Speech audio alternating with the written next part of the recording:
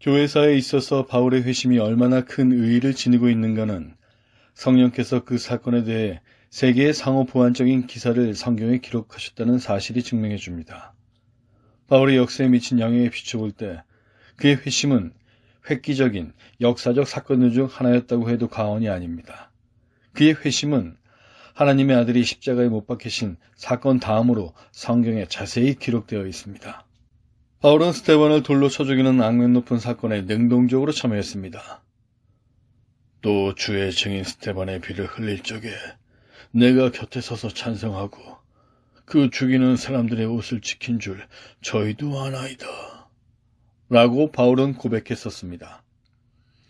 그리스도인을 박해하는 데 있어서의 이러한 열심이 그로 하여금 사내들인의 회원으로 선출되도록 했으며 또 그 후에 그리스도인을 체포 신문하는 신문관으로 임명되게 했었는지도 모릅니다. 바울 자신의 설명에 의하면 그는 거의 광적인 열심으로 이 소름 끼치는 과업에 착수했습니다. 내가 이 도를 핍박하여 사람을 죽이기까지 하고 남녀를 결박하여 옥에 넘겼노니 이에 대제사장과 모든 장로들이 내 증인이라. 또 내가 저희에게서 다메섹 형제들에게 가는 공문을 받아가지고 거기 있는 자도도 결박하여 예루살렘으로 끌어다가 형벌을 받게 하려고 가더니. 바울은 이뿐 아니라 그리스도인에 대하여 분노가 극도에 달하여 그들로 하여금 강제로 그리스도를 모독하는 말을 하게 하여 배교하게 하려고 했습니다. 또 모든 회당에서 여러 번 형벌하여 강제로 모독하는 말을 하게 하고 저희를 대하여 심히 격분하여 외국 성까지도 가서 핍박하였고. 그런데 그리스도인들을 핍박하기 위해 다메섹으로 가던 도중에 이 젊은 랍비는 갑자기 제자리에 멈추었습니다. 도리어 바울은 박해자에서 그리스도를 전파하는 사람으로 돌아섰습니다. 바울은 이 잊을 수 없는 경험을 아그리빠 왕에게 이렇게 설명했습니다. 왕이여, 때가 정원화되어 길에서 보니 하늘로서 해보다 더 밝은 빛이 나와 내 동행들을 둘러 비추는지라. 우리가 다 땅에 엎드려짐에 내가 소리를 들으니 히브리 방언으로 이르되 사울아, 사울아, 네가 어찌하여 나를 핍박하느냐. 가시체를 뒷발질 하기가 내게 고생이니라. 틀림없이 사울은 순교시의 스데반의 태도에 깊은 영향을 받았을 것입니다. 람제의 경의 설명에 따르면 바울은 사기꾼 예수가 죽었다는 것을 너무나도 확신하고 있었는데 스데반이 부었던 예수님이 그에게도 나타나자 그가 가진 적대감의 모든 근거는 무너져 내렸다는 것입니다.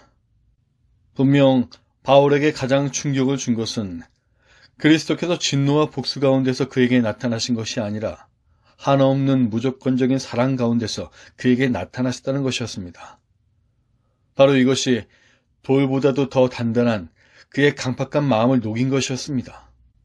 자비하시고 전능하신 주님, 깊고도 높은 주님의 사랑에 감사를 드립니다. 그 사랑이 주님의 원수를 이방인의 빛으로 만드셨습니다. 그는 하나님의 사자가 되어 유한한 것을 떠나 영원한 것을 전하기 위해 발이 부르트고 피가 나도 지칠 줄 모르고 산 넘고 물 건너 다녔습니다. 이 획기적인 사건에 대한 가장 철저한 연구 중에 하나가 지난 세기의 영국 하원의원 리델턴 경에 의해 이루어졌습니다. 영국 하원의 모든 주요 정치적 논쟁마다 그의 이름이 등장했고 그는 내각에서 대장상을 지냈던 사람입니다. 그는 정치가일 뿐만 아니라 학자였습니다. 리델턴 경은 그의 연구 결과를 담은 논문에서 그와 그의 친구인 변호사 길버트 웨스트는 성경은 사기라고 확신하고 그 사실을 폭로하기로 결심했다고 그 연구 동기를 밝히고 있습니다. 연구 주제로서 리델턴 경은 바울의 회심을 택했고 웨스트는 그리스도의 부활을 택했는데 이 두 가지는 기독교의 가장 핵심이라고 생각되었기 때문이었습니다. 비록 편견으로 가득 차 있었지만 두 사람은 각기 독자적으로 진지하게 연구에 임했습니다. 상당한 시간이 걸렸습니다. 그런데 두 사람은 성경의 사기성을 폭로하려고 했던 바로 그 연구를 통하여 그리스도를 믿게 되었습니다. 마침내 두 사람이 함께 만났을 때 그들은 서로가 성경의 사기성을 폭로한 데 대해서 기뻐 어쩔 줄 모르는 것이 아니라 성경이 진실로 하나님의 말씀이라는 것을 발견한 데 대해서 서로가 축하하게 되었습니다. 리델턴은 논문의 서두에서 이렇게 썼습니다. 충분히 검토해본 결과 바울의 회심과 사도직만으로도 기독교가 신적 계시라는 것을 입증하고도 남았다. 그의 연구는 너무도 설득력이 있었기 때문에 저명한 사무엘 존슨은 그 논문을 일컬어 불신자들이 도저히 반론을 제기할 수 없는 논문이라고 하였습니다. 리델턴은 바울의 회심에 대하여 모든 가능성을 망라하여 4가지 가정을 했습니다. 첫 번째, 바울은 거짓말이라는 것을 알면서도 거짓말을 한 사기꾼이었다. 두 번째, 바울은 지나치게 상상한 나머지 실제로 일어나지도 않은 일을 실제로 일어났다고 믿어버린 광신자였다. 세 번째, 바울은 다른 사람들의 사기에 속았다. 네 번째, 바울이 그의 회심의 원인이 되었다고 말한 사건은 실제로 일어났다. 그러므로 기독교는 신적 계시이다. 리델턴은 바울이 사기꾼이 아니라는 것을 성경을 가지고 계속 증명해 보였습니다.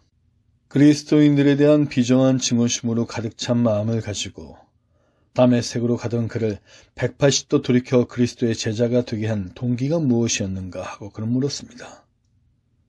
하지만 동기는 없었습니다. 바울은 그리스도인이 됨으로써 부나 영예를 얻고자 하는 욕망을 드러낸 적이 한 번도 없었습니다. 그는 권력을 추구하지도 않았습니다. 그는 전혀 이기심이 없는 삶을 살았습니다.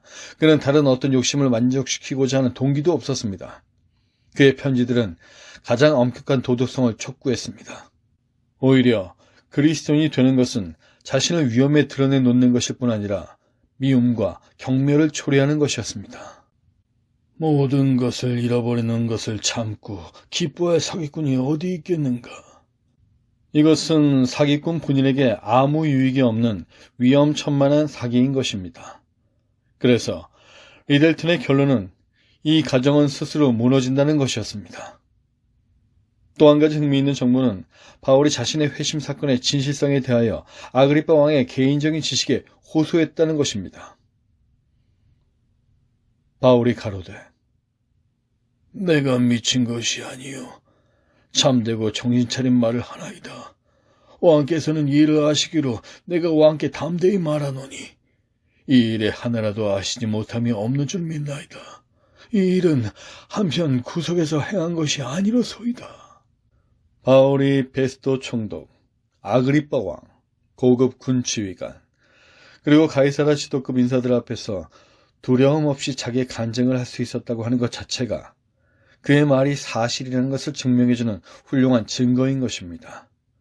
또 바울의 회심 이야기가 조작된 것이었다면 왜 아나니아가 위험을 무릅쓰고 다마섹에서 그를 만나러 갔겠습니까?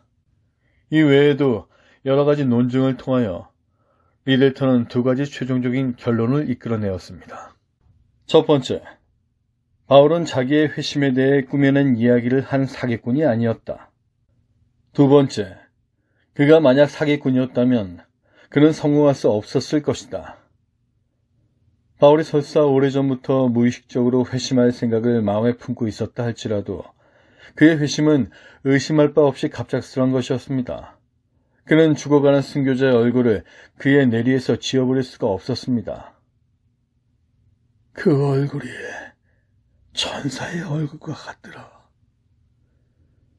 저주와 모욕을 당하고 돌에 맞아 온몸이 상하면서도 그는 욕하는 소리에 개의치 않았고 목숨을 위하여 비겁하게 애걸하지도 않았습니다. 은혜가 충만한 얼굴로 하늘을 바라보며 그는 기도했고 천국으로부터 하나님의 영광이 그의 얼굴에 강하게 비치었습니다.